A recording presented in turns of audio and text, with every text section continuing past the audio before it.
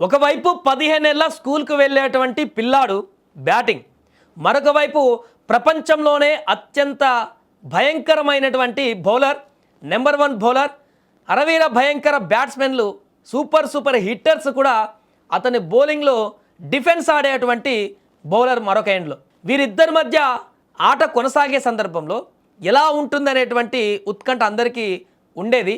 దానికి పూర్తిగా ఆన్సర్ చెప్పారు ఆ 15 ఏళ్ల స్కూల్ పిల్లాడు. ఎస్, మనం మాట్లాడుకుంటుంది వైభవ్ సూర్యవంశీ గురించే.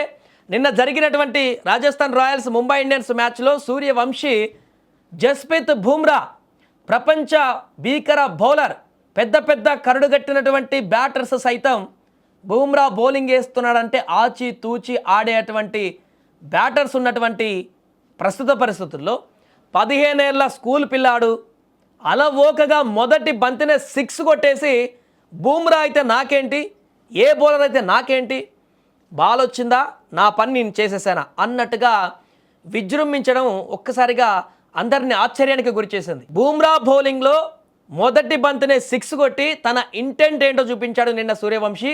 మామూలు కాదు. 2వ ఓవర్లో బుమ్రా బౌలింగ్కి వస్తే మొదటి బంతిని 6 పంపించి ఆ తర్వాత 4వ బంతిని కూడా మరొక 6గా మలిచి అద్భుతమైనటువంటి బ్యాటింగ్ చూపించాడు వైభవ్ సూర్యవంశీ.